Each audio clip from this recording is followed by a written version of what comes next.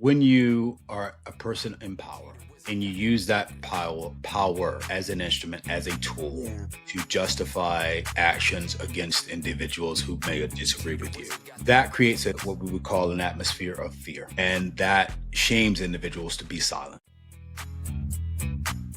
This is John Dunson, and welcome to another episode of I Take Your Point. I am joined by my lovely co-host, Miss Lynn. Last name is still not relevant. Thank you guys for taking the time to spend some time with us today. We spend time talking about the areas of culture, entertainment, and politics. And so each of the episodes will make certain that we cover those three topic areas. We generally spend about 10 to 15 minutes on each. You can find additional information about what's in the episode in the description of either YouTube or whatever platforms you are watching or listening to the program on. That said, Ms. Lynn, how are you doing today? I'm doing well. Thank you for asking. And you? Always better than I deserve. One of the things that we have been getting some feedback on is apparently I'm not nice to you in the beginning when we open the show. So I'm trying to be nicer to you and not make any comments that will be considered disparaging. So I'm learning and growing. Am I supposed to extend that same courtesy to you as you start saying crazy stuff throughout the episode? I'm just trying to understand the ground rules here. No, you are able to talk about whatever it is that you love to talk about. You're going to be mean to me regardless because you're just a naturally mean person. You're just a naturally mean person.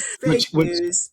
Is a good one. Thank you for using that theme, because that allows us to pivot right into the topics of discussion this week. We're talking about cancel culture and how it is that we're living in what I consider the cancel culture era of America. One of the things that has happened over the last couple of weeks is we've had this administration use an unfortunate event that happened a couple of weeks ago in an effort to try to silence individuals. And we're going to talk about that in a couple of different arenas because I think it's important to understand what cancel culture is versus what censorship is. We'll start from the political standpoint. And what we're seeing with this administration is we're seeing individuals who are in this current administration use the unfortunate death of Charlie Kirk as a means to allow them to pull some of the liberties that we as Americans, by virtue of the Constitution, have as our fundamental rights. It is by no accident that the First Amendment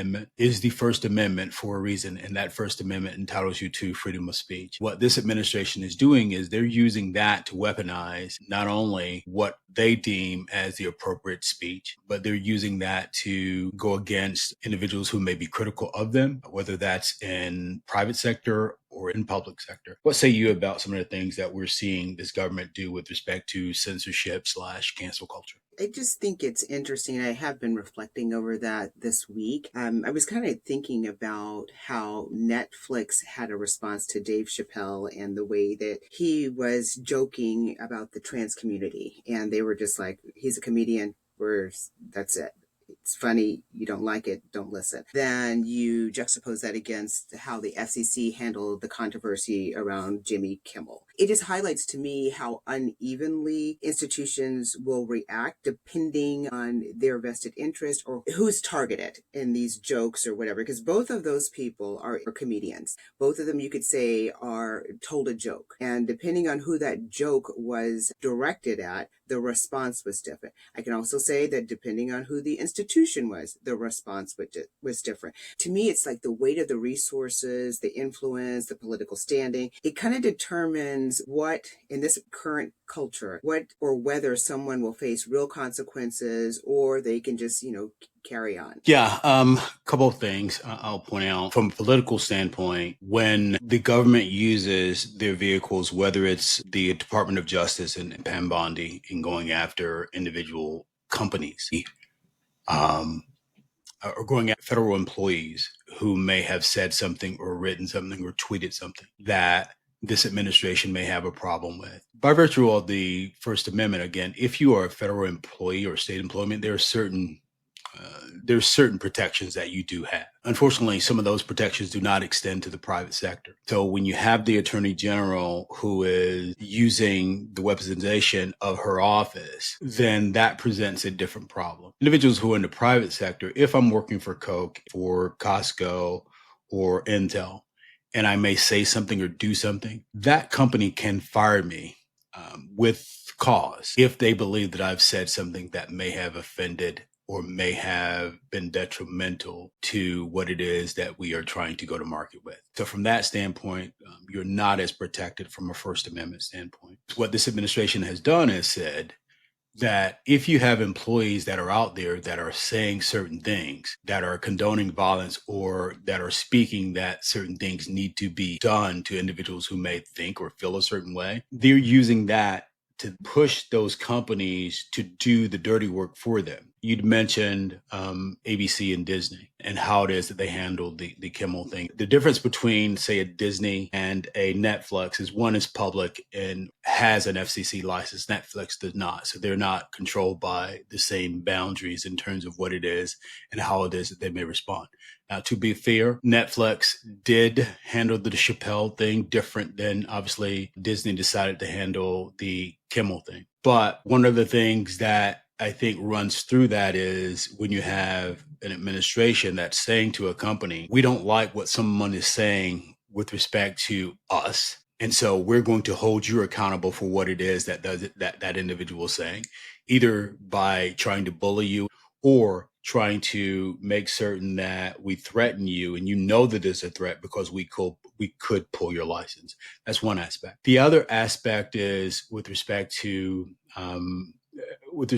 how it is that they are pushing these companies again to do some of the work that they themselves may not be able to do. They're doing that by threat and obviously creating a climate of fear. What say you about that? And I just want to back up just a bit. And so I understand and appreciate you pointing out the difference between the public and the private sector. And you can expand on this as I continue to discuss it. We all fall under the same Constitution. And so there's a First Amendment right. And for me, and I always had a problem with this, if I am as an individual, I say something and it's on my private page and I'm not representing a company, I'm not showing that I work for, like you said, Coca-Cola or whomever.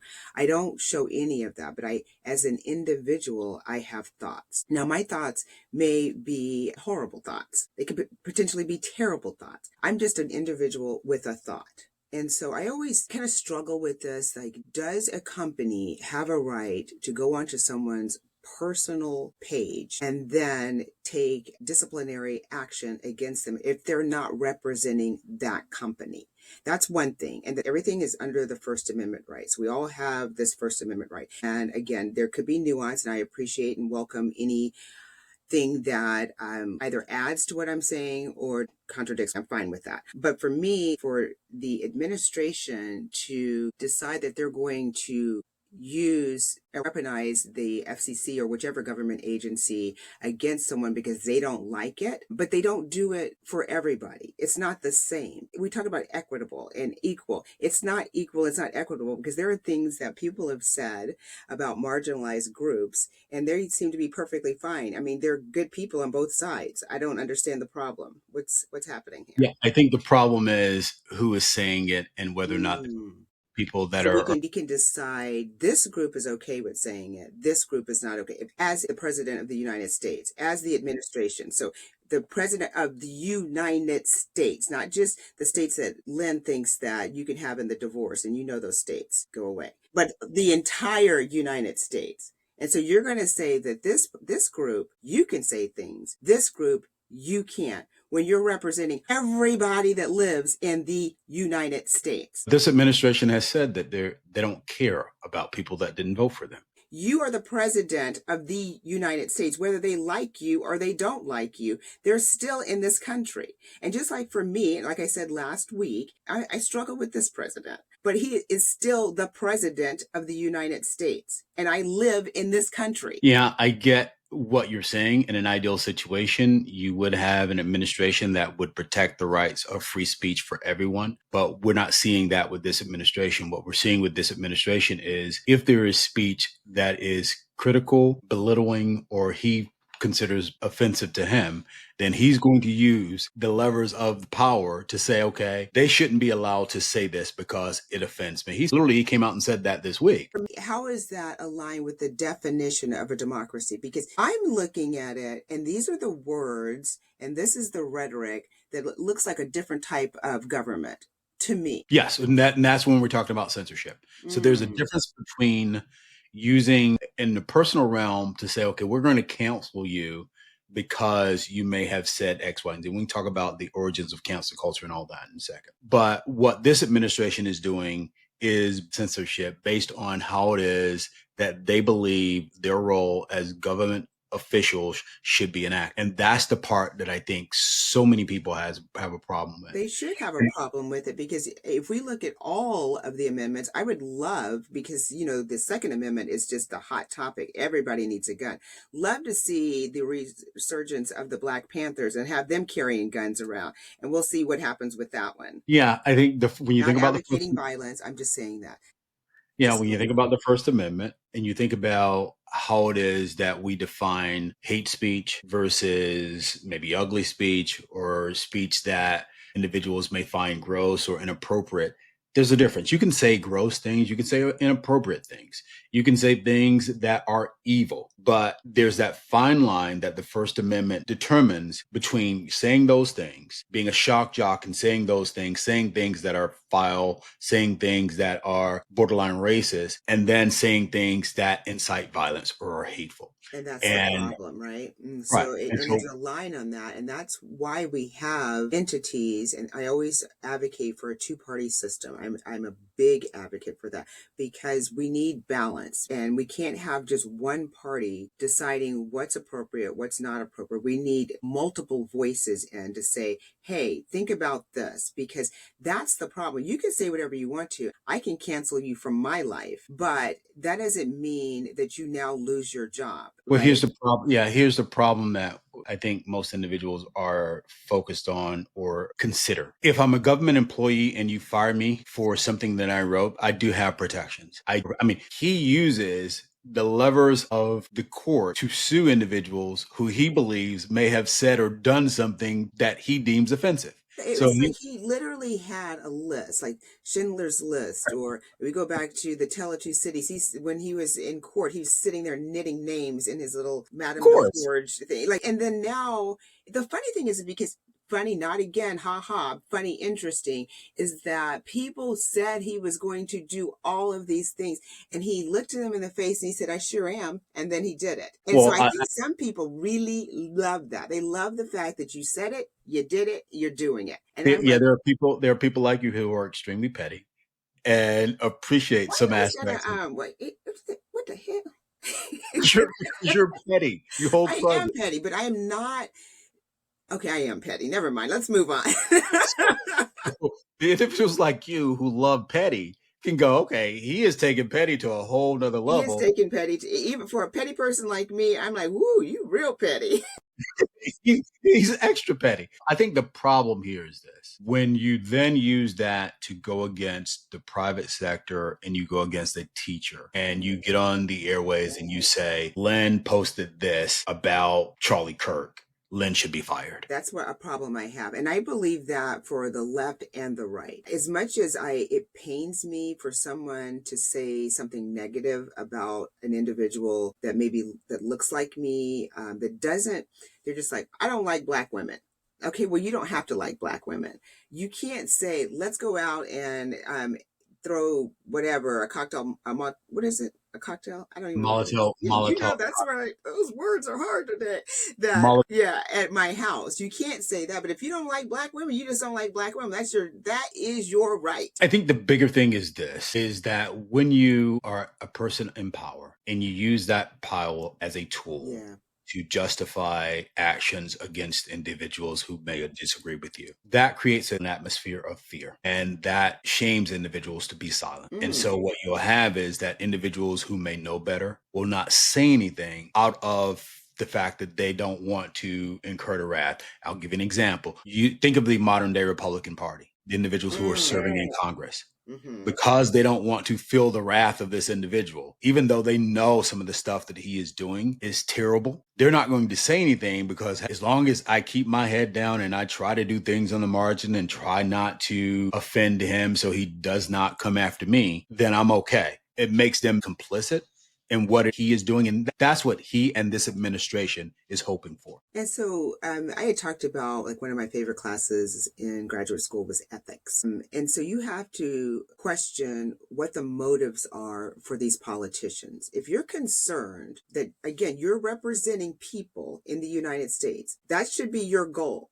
But if you're concerned that somebody's going to come after you, I think you've lost sight of what your job is. I was thinking about earlier today, I went for a walk. I was thinking about the Congress here in Texas and how the Black Caucus, they had an opportunity to essentially quit. They could have all resigned and been like, we're out of here. You don't have a quorum. You can't vote on the gerrymandering. You just can't because you don't have a quorum. But they were concerned about things that were outside of representing the people they're supposed to represent. And they could come back and they could justify and they can excuse it and say, well, if I leave, then, they're going to put somebody else in here. If you're representing a marginalized community, the likelihood of someone that doesn't look like you winning is going to be slim. So you're probably still going to win.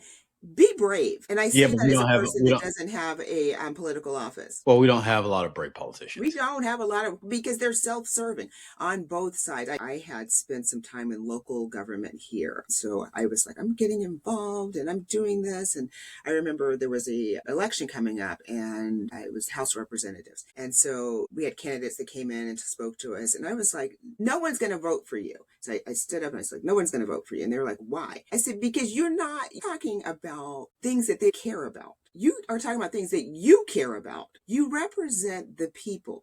And if you're going to stand up and take office, remember why you're there. And if you're not, be prepared to lose. Yeah, to put a bow on the censorship aspect of the conversation, the concern that I have is that we're living in a time where this administration, and you are correct, a lot of individuals said that we were going to be subject to these things that we're now seeing. They said that this individual had authoritarian tendencies and that if he was reelected, this is where we would probably end up. And they were correct. The problem that I'm having is that this thing that we're now going through is creating something that's deeply unsettling from the standpoint that what they've used is the death of Charlie Kirk, although tragic and a criminal act, they've used it as a political opportunity. And that political opportunity is then used to justify a campaign that has nothing to do with justice, but it has everything to do with power.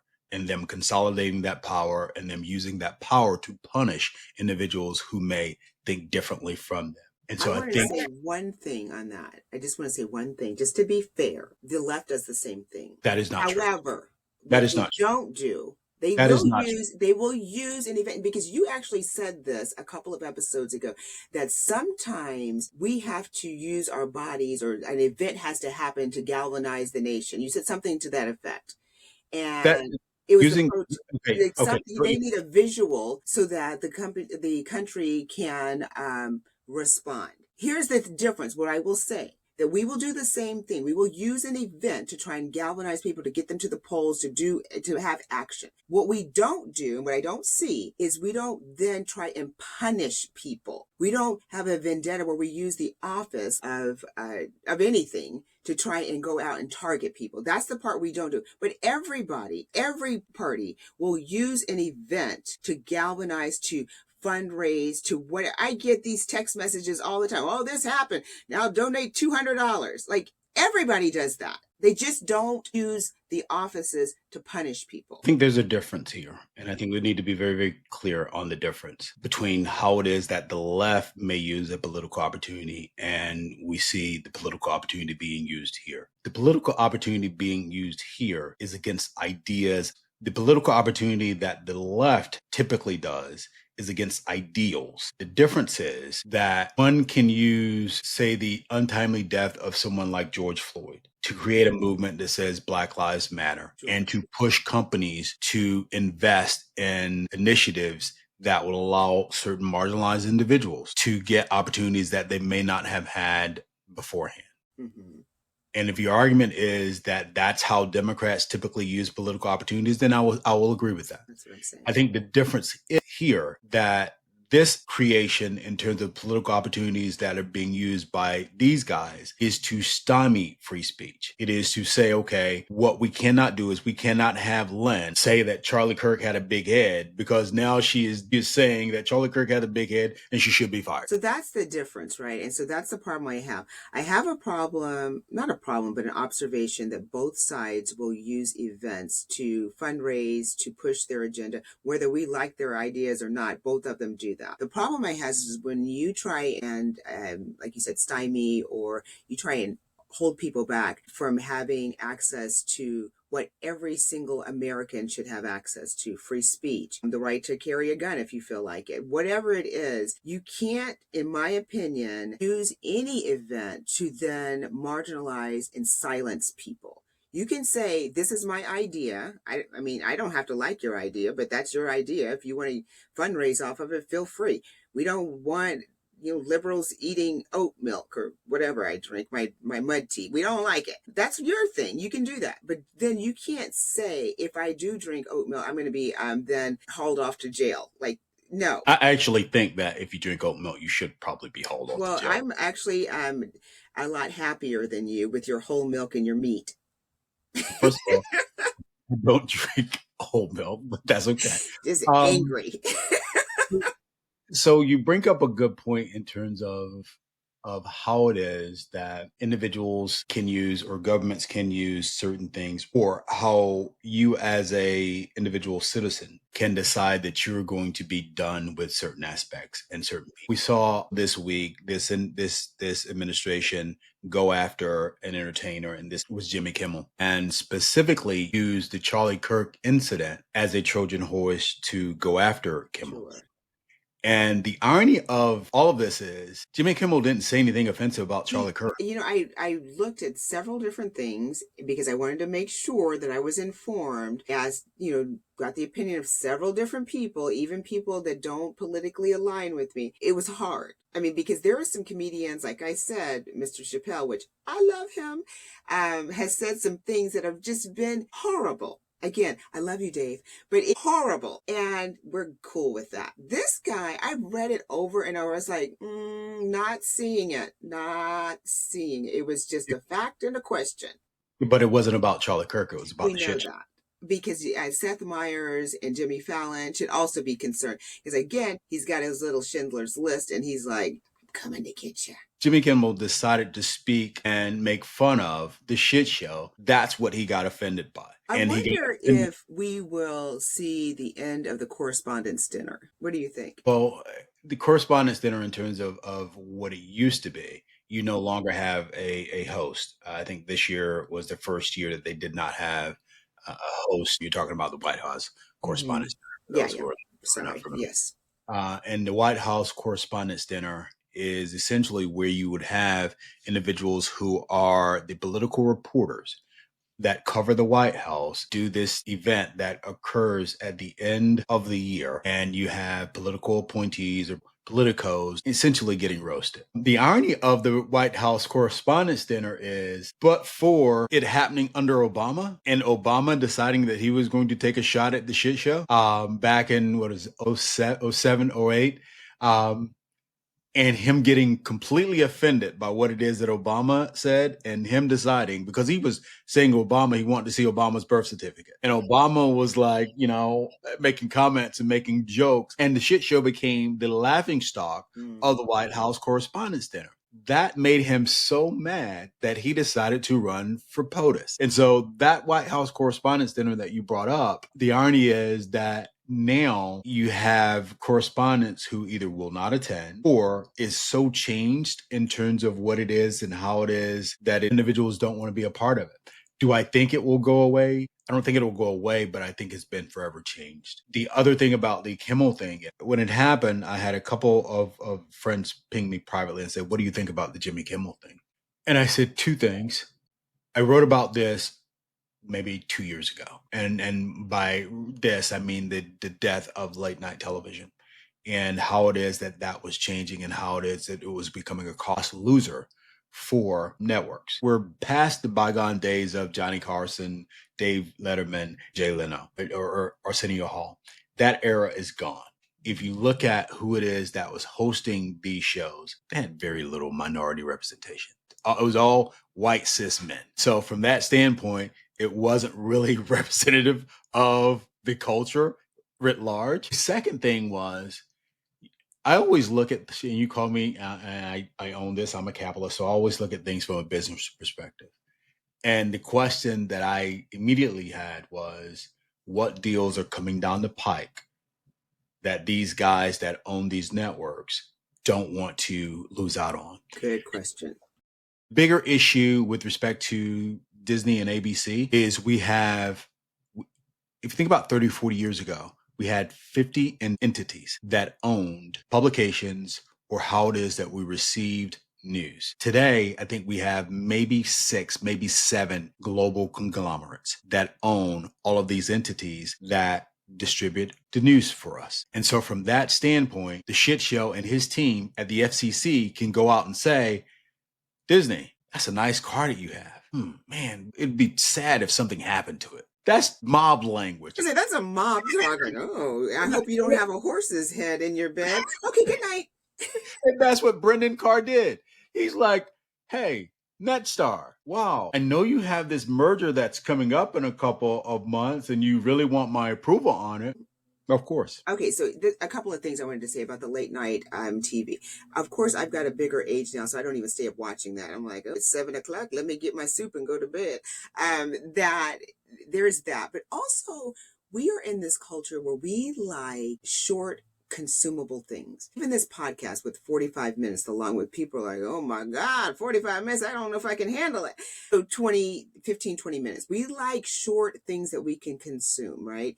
And so one of the things that I always say about the internet and social media, it's the great equalizer in terms of being able to experience diverse content.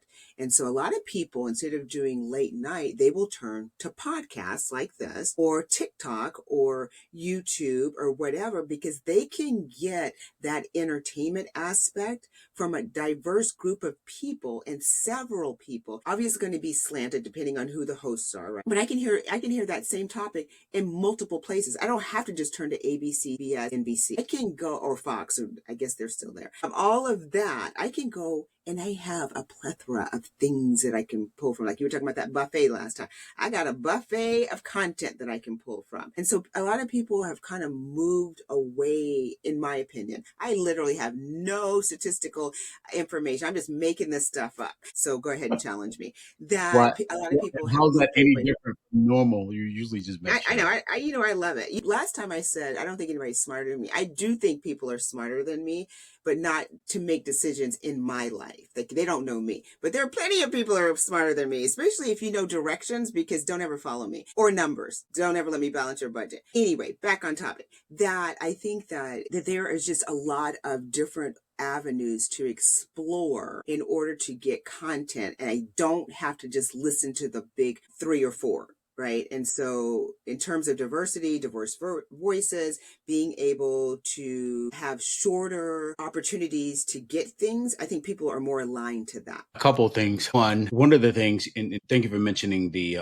different platforms that individuals can use that we now use to consume information. I would say that even with late night, it's not that individuals aren't staying up to get it. It's that individuals don't have to, because we can do 5 or 10 minute segments and we can put that on a platform. You could take the 5 minutes of what it is that Leno or someone may have said, put that on social media and get that instead of having to watch the entire 90 minutes of a show. The challenge with that, John, is that, and somebody had put this in the comments about taking sound bites and taking things out of context.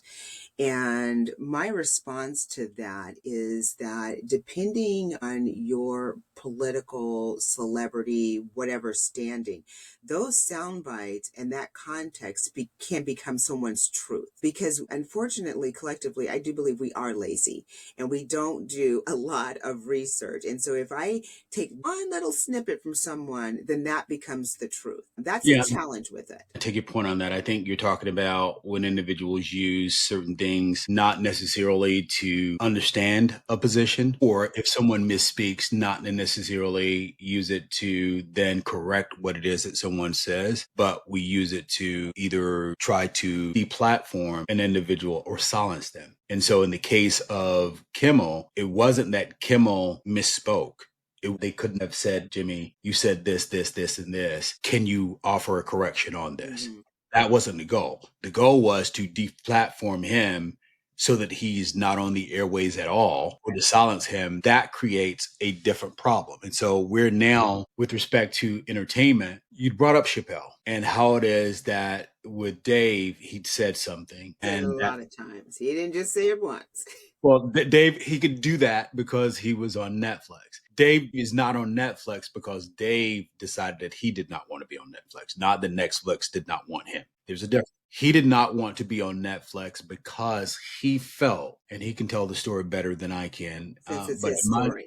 it is his story. He felt, based on what I understand, that the amount of money that they were paying him, the jokes that he was saying, at some particular point, it felt as if individuals were laughing at him and not with him. Interesting.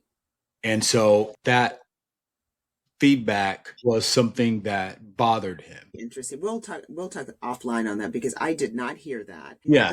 I thought he is one of the funniest. I know you and I disagree on this, but he is the best comedian in my opinion. I've seen him 4 times in person, and every time I've left with my stomach hurting for a day because I've laughed so hard. Thoughtful, he's smart, he is a talented individual, and I love a callback, and no one can do a callback like he can. So that's interesting to me that you heard that or read that. Speaking of cancel culture and entertainment, do you think that there are certain things that are unforgivable and that an artist can actually get a second chance? Okay, so obviously there are things that I think that are unforgivable. If you're breaking the law, you're out of here. Like I said, I'm going to go back to the Epstein files. I don't give a rat's patootie who is in there. All of them can go to jail. You can't sexually harass. You can't commit a crime, a real crime against people. Someone like Bill Cosby, should he be canceled? You always got to start some stuff. No, I'm just asking. I don't understand why you got to be starting stuff. Because I'm asking. No, I don't like this conversation. Next. No, I'm saying, do we cancel someone like Bill Cosby? John, this is a... This is what? It's a longer question. No, it's very simple. It's very long. It's more nuanced than these 5 minutes are going to allow, because I have thoughts on that whole thing. And I will say this, that I didn't read as much as I possibly can. But what I did read is there was a culture in the 70s, whenever these things occurred, that everybody was cool with. Apparently, it was not good. It was terrible. None of it was good. I mean, the 70s probably need to be canceled. Just not good.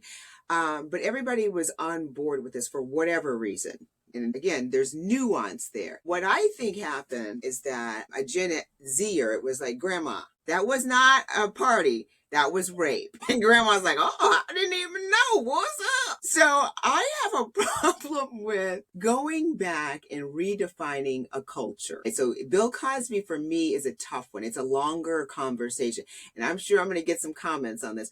But I think it's nuanced for that particular one. Now, let's just take somebody that I actually want to talk about. I'm trying to think of one real quick. I will say this about Cosby. I have this thing about separating the art from the artist. And so, from that standpoint, I do not believe that you cancel a Bill Cosby because of the larger thing that he represents with respect. What about R. Kelly? That was actually committing crimes against children. I don't know if R. Kelly was committing crimes against children or committing crimes against women. I think it was more women. I don't think he. So again, I'm just making up stuff. I'm going to go ahead and look that up. I could be wrong. It could have Alexa? been underage girls. Maybe they were right. I believe they were underage. So that would constitute children. So, yeah. So when it's a crime against, like you rape someone, like you literally were convicted of rape, like the guy from the 70s show. That's different. Rape is different. If it's a real crime, not just I don't like the fact that you wore blue today, a real crime. Yeah. Then I say you get canceled, because the only hold on. Let me ask you. No, we're just over. We're doing this. Go. No, because this is a larger conversation that we It need to is have. a larger conversation than We- 5 minutes. Yeah, we'll have it. We'll finish up this part of the conversation next week. The problem that I'm having is I have to ask myself how much of this is canceling individuals that we truly care about, and how much of it is driven by social media and it being performative. Ooh. Okay. So Ooh. I want you to sit in that, That's a meaning good one. meaning that you got 4 girlfriends Mm. and they come up. And I know you wouldn't do this because you don't listen to black music, but if you rode, Time. You and if you, I behind the school 3:30.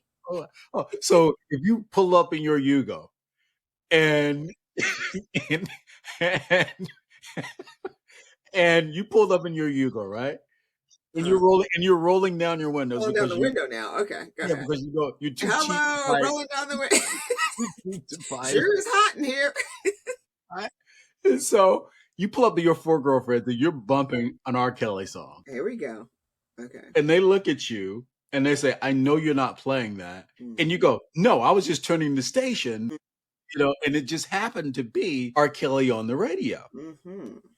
Now, are you changing it because you're being performative and you don't want to offend them? And so that's part of the cancel culture. So social media or our personal interactions and friendships are driving who it is that we cancel. Okay, so first off, that was just a arbitrary whatever, because I would never do that. If I'm listening to it, I'm listening to it, and I explain to them. I'm not heavily influenced by people. I will just double down on it. So that was just an example, I'm sure, because it Well, wasn't an example to that you me. don't know who R. Kelly is. The example was that I would adjust who I am because somebody didn't like it. Like, that has never happened.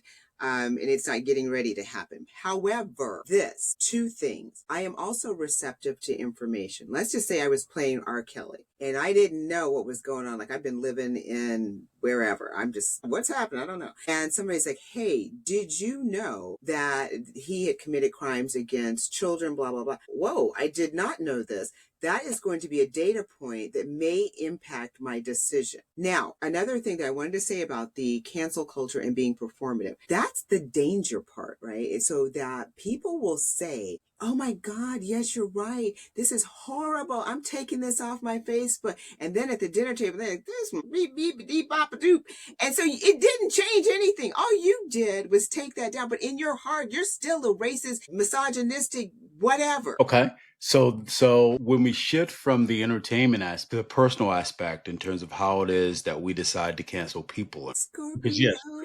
because you are an individual who loves to cancel people. I don't love to cancel people, but please continue, sir. There's this theory that I'm sort of prone to follow, and it's called calling in versus calling out. Meaning that if I have a problem with someone's behavior, then I'm going to call you and we're going to have a private conversation about your behavior and about what it is and how it is that that behavior could be impacting how individuals are seeing you. That's private. There are individuals who believe that they need to publicly call individuals out. And maybe that's on social media and they're using that Yes. to make a scene or call that person out for behavior. Right. I'm fascinated about individuals who either ghost or cancel individuals for a couple of different reasons. One, an argument can be made that what we're seeing in our politics, what we're seeing in our entertainment is an extension of how it is that we are acting as people and how it is that we treat people, specifically if we do not agree with them. And a couple of data points that jumped out to me. One was when you think about the term cancel culture, and I love us as Black folk because the term canceling started in the culture. And now, when we cancel someone, it typically in the culture, it was because they done something we felt so egregious by or about that we did not no longer wanted to support them as a culture. So we were canceling them. And so now you have white America that discovered the term cancel, and everything now is up to being canceled. That's the first data point. The second data point is I go back to a couple of weeks ago, we talked about COVID. And we talked about individuals, specifically in the Black community, who were sort of hesitant about getting vaccines. And I think about the people and relationships that were damaged because of COVID and because of individuals choosing not to get the vaccine. And so you had families that were split, and you had them not inviting family members over to gatherings because they were not vaxxed. And then the third data point that I wanted to bring up was the political arena with respect to, say, Hillary running for office. And you had individuals who were strong supporters of hers. And yet you had individuals who said, okay, I'd rather vote for this man who was grabbing them by the hoo-ha than to vote for her. And you had women decide that, okay, I can't have you in my life because you don't value women. So let's talk about all of those in terms of canceling people in our lives and how that sort of bleeds into how it is that we deem or look at what's happening in politics and what's happening in our entertainment industry. What say you? I think that there is a correlation there, that what was happening in our personal lives has become a phenomenon that's happened on a larger scale. I do believe that. I can't obviously speak for everyone. For me, I have lived my life as a ghoster. If I'm telling you, if my ex-husband and if my oldest son had a different journey, I may not know his name. Like who? I don't. I just turned into an owl. So I have done that. I've gotten better, but I have always lived my life that move on, done. And one of the reasons for me is that I have a finite amount of energy that I can allocate to things. If there is a person or a thing that is not bringing me joy, or I don't feel like having a call in, a private conversation that could change the trajectory of our relationship, I just don't feel like expending my energy on that. And so I'd rather take my energy and put it someplace else. Now, in terms of calling in or just ghosting, it depends on the relationship. I always tell people this: if I call you and say, hey, this offended me, this did whatever, it's because I care about you and I care about our relationship. If I don't say anything to you, I couldn't care any less, because why am I getting ready to give you information? Just go on. You don't need to be in my life. But if I do it, it's because I value it. In terms of people not having people over for dinner because they didn't get the vaccine, that was a health thing. So there were people that were compromised, like for my sister, her immune system was compromised. And so if you didn't have the vaccine, you could put her life in danger. But I remember when I had my boys, that for the first, I don't know how long it was, like if you came to see us, I was like, can you wash your hands? Can you do whatever? Like, because I didn't want you to introduce your dirty on my kids, right? So I just think that that's just common courtesy, and that's looking out for vulnerable people and making sure that no one is purposefully put at risk. And then the last thing that you said that I totally forgot, what was it? I can only do two at once. So I take your point with respect to how it is that we can call individuals in or call them out based on whether or not we're trying to. It was, yes, I remember now. And then thank you so much for that. I appreciate you. That when people use the internet, and I talked about this during that whole kiss cam thing, I think it's less about trying to change that individual that may have said or did something. And it's more about promoting yourself. Like, I found this, I discovered this, now I get to talk about it. All likes on me. That is self-serving. There is literally no reason for you to blast somebody on social media if they did something that you felt was egregious personally. But let me also, personally, because I'm all about, I'm all about tweeting and doing whatever to Delta Airlines, to Target, to just Black Karening it up. Like, I will do that. And I will do that, not if it's against me, but if it's something where I have tried to resolve this privately, and you're just like, yeah, I'm not going to be responding to you. Oh, okay. Well, the internet, like I said, is the great equalizer. So it allows individuals to amplify their voice, exercise agency, and literally drive change. Target, we're talking to you. Traditionally, we, collective, like Black people, brown people, whatever, marginalized groups, have traditionally had limited access to traditional media and communication channels. So we are using social media, like I said, to amplify our voice, to drive change. That's a different thing, in my opinion, than going after an individual. When you're going after an individual, like in our little neighborhood Facebook there's somebody posting someone's picture. They're ringing doorbells. Okay, go out there and tell them to stop ringing your doorbell. You didn't need to put their picture and their image on Facebook. Now you But you got 5 likes. Good job. but you did that last week. You did that, right? I have never done such things. Sir, please stop. Right. I take your point with respect to, I'll use Black Twitter and we'll use Target. Target is a great example of how to use a platform and how to use a social justice movement to help holding a company accountable. That's the effective way to do it. If you don't like something that they're doing in the way that they're treating you, then you use that movement to cancel them. Black Twitter with Target. An ineffective way, or another example would be when you think about the Me Too movement. We talked about Cosby and everything that was going on there. When you use that platform to call them out for, as you say, sexual assault or those sexual misconduct things that were occurring during that time, you think about something like Me Too and individuals using it to help shed light on individuals who were. And to allow people to know they're not alone. Right. So a lot of times those perpetrators will isolate people and think that you're the only one.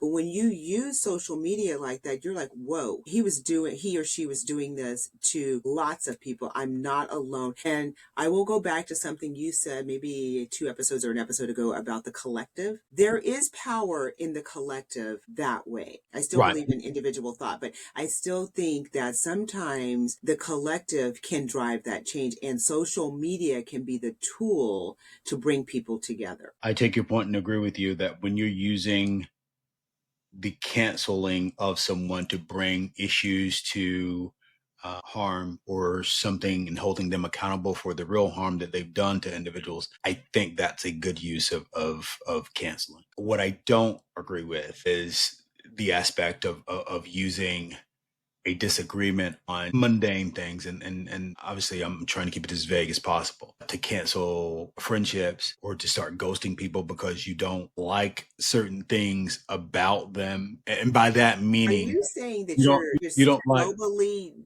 disagreeing? Because I never said that. you will disagree. You will ghost someone if you don't like the way they park. Put it on social media. I just don't know you anymore. Like, how would anyone know that I deleted and blocked your number? No one knows that but me. You're just so petty. You're so petty. Let's pray for her again, family, because she needs all the support and help she can get. Speaking on that, one question I have you. What's the most mundane thing you've ghosted someone over? The silliest thing in retrospect. Well, I don't think that it was silly, number one. And I'm trying to think because I've canceled so many people. Like I got my own little Schindler's List. I don't know. Who knows? And I'm a Scorpio. Who knows? It could have been that, you know what? Oh my God. Remember the whole toilet seat leaving up thing? That was tough. Like, I was like, you won't be setting for, oh my God. Here it is. I had a friend that came into the house and I was like, remember the whole no shoe thing? And they had gone to a store in those shoes and then walked up my stairs in those shoes. I was like, you shall not come back here. So whatever happened to having a conversation? I told them several times. Explain someone is not having a conversation. What? What's the conversation? The conversation is I don't allow shoes in the house upstairs because I still eat off the floor like a child or an animal. So I don't like that. I don't like you bringing in contaminants from like a public bathroom up my stairs that has carpet. Downstairs, do what you want. I don't like it, but I'm more relaxed down there. Upstairs, I don't like it. And it's my house and I can have whatever likes and dislikes I don't. But if you don't respect that, and I've told you and I've given you shoes, then I just feel like there is a disrespect. And why should I continue to explore this relationship if you don't respect me? Fair point. Fair point. And I take your point on that. John, if you ever come to this house, I suggest you take your shoes off. You're not coming. You leave the toilet seat up. No. On that note, thank you guys, as always, for taking the time to spend some time today. Please, if you are so inclined and have enjoyed our conversations over the last couple of weeks, we're now on episode 17. And here it is. We didn't think we'd get to episode 2. So Right? we're now on No, episode Mr. 17. Ghost. Please be so kind as to like, share, and subscribe. Every minute that you listen is a minute that we appreciate. We are looking to expand the platforms that we are providing our services and program to in the coming weeks. We'll be adding the RSS feed that will allow you to listen on Spotify, on Apple, and other platforms. So we've heard your voice and know that we are going to be expanding to those platforms. And I just wanted to say one thing about the subscribing. There is no obligation once you hit the subscribe button. Basically, what that does is it just helps the algorithm so that the discoverability happens and then we can continue to have a larger conversation. No one's contacting you. No one is doing anything. But it does help. That is not true. We do contact people. Who contacts people? You do. You stalk people. Well, I mean, if they comment, then I'll respond back. But I'm not going to be spending my energy looking for you. It's just not doing it.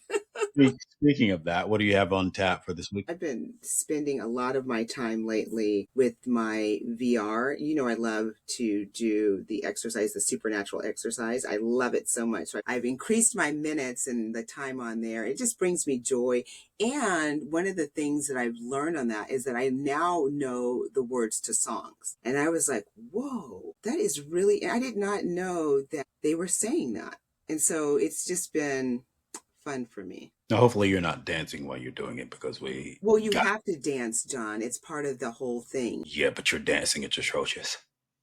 John, you've never seen me dance. That was hearsay and conjecture. So anyway, enjoy your virtual reality games. And what's on tap for you, kind sir? I have to travel to Florida for a couple of meetings, but it should be a relatively slow week. And I'll spend some time, as always, watching and enjoying the best sport that God created, which is college football. So we will discuss this later, but when we talk about the culture thing, I was real interested to see if you were going to cancel ESPN and your beloved college football. I guess it doesn't extend that far. No, I don't believe in the cancel culture aspect. I know you don't, but you will cancel Amazon. I don't do Amazon. College football, I don't know what you're talking about. What? I don't believe in this.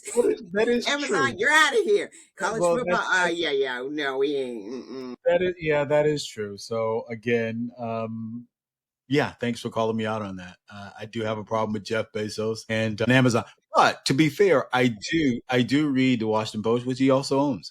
And I do, Please justify it, John. We love this. Continue on. We'll continue this in the next episode because I'd love to hear John justify his reasonings for being a hypocrite. Yeah, my contradictions. Yeah, that's okay.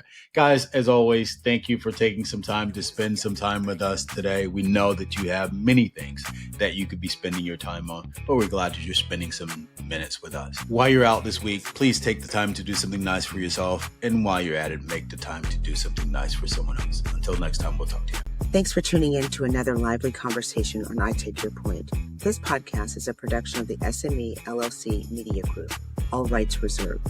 If you are enjoying the show, hit the subscribe button in the top right corner. And don't forget to like, share, comment, and check out past episodes. Until next time, take care and be well.